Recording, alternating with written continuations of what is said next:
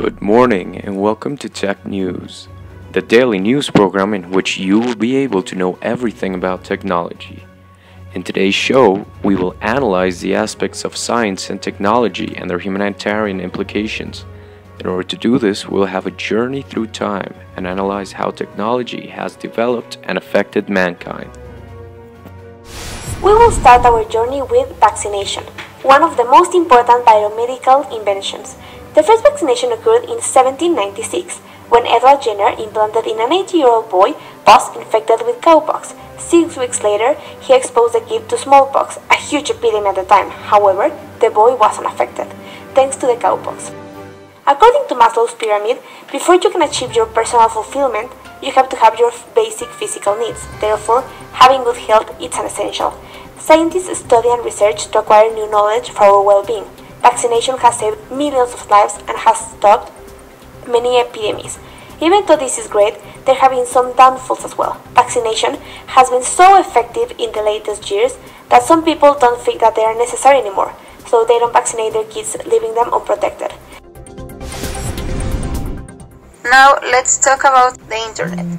The Internet is a global system of interconnected computer networks that became popular in the late 1980s.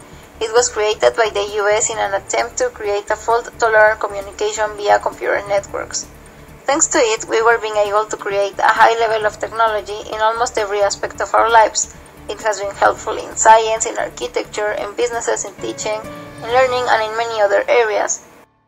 Although there are many positive things that the Internet has brought to our society, there are also many disadvantages. The main problem is that nowadays we live in an Internet-based society. This means that most of the population has become Internet dependent. They had obsessed with it. The worst effects of this situation are on family communication, because people pay more attention to the electronic devices than to the people that are beside them. People that use the Internet often are more likely to become lonely and depressed than those who don't. All of the negative effects of the Internet mentioned before contribute in a very relevant way to the incomplete development of a person as a whole.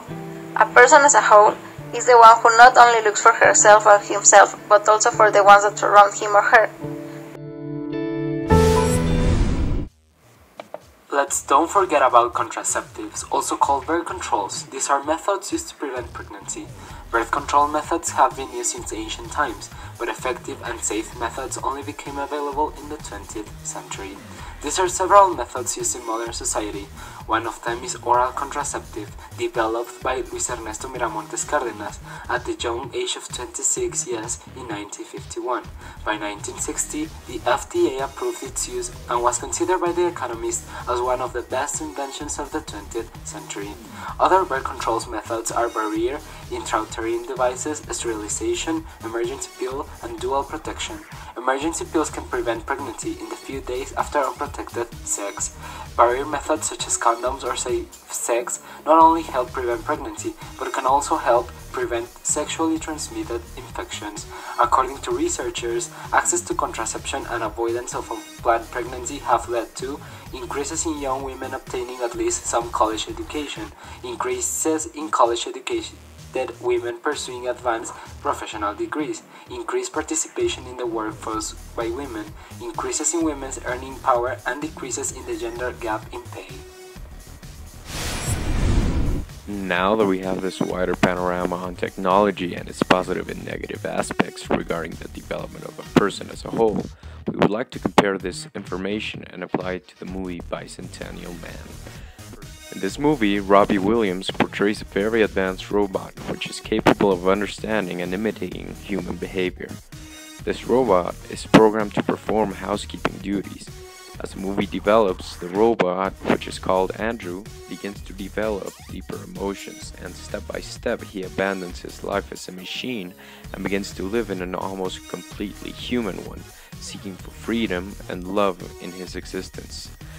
If we analyze the movie's plot, we can understand its relationship with the concept of the development of a person as a whole.